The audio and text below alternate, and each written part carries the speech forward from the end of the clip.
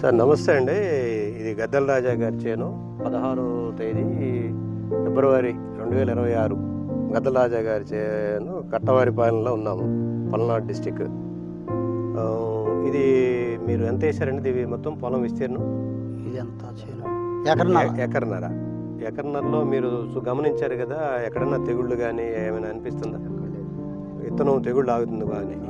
కాయ సైజు ఎలా ఉందండి? ఇప్పుడు ఇది మీరు చూసారు, పైరం తిరిగి కాపు బాగా చిక్కగా. సుమారుగా ఇది దిగుబడి ఎంత రావచ్చు చెప్పండి ఒకసారి. ఇది 35 క్వింటాలు రావచ్చు. 30 నుంచి 35 వరకు. నీళ్ల మొదల ఖర్చు తక్కువే, తెగుళ్ళు లేవు కాబట్టి. ఇప్పుడు మీరు చుట్టుపక్కల వేసిన అన్ని రకాల్లో ఇది మీకు ఎట్లా ఉంది? ఇది బాగుందా? మీరు వచ్చే సంవత్సరం కూడా ఇదే విత్తనం వేయడానికి మీరు కస్తూరి ఊళ్ళో కస్తూరి వేస్తారు ఎక్కువ మంది. ఇప్పుడు మేము చూసిన పొలాలన్నీ కూడా ఇదే తీరుగా ఉన్నాయండి. బాలచంద్ర గారు మేమంతా తిరిగి వస్తున్నాము.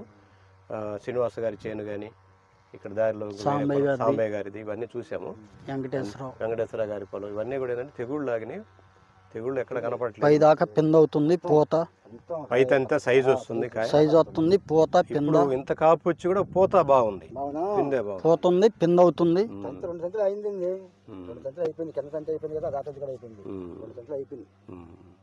2 తంతులు అయిపోయి మళ్ళీ పూత పింద కూడా, సన్న పింద కూడా పింద అవుతుంది మొత్తం. ఇప్పుడున్న ఈ పరిస్థితుల్లో తెగులు తట్టుకుంటుంది కాబట్టి ఇది మనం రైతుకి రికమెండ్ చేసుకోవచ్చు. చెప్పండి మీరు కూడా వేస్తాను. చుట్టుపక్కల మీ బంధువుల్లో కస్తూరి అనే విత్తనం వేసాను, బాగుందని చెప్పండి. పైది కూడా తీయండి, పింద తీయండి.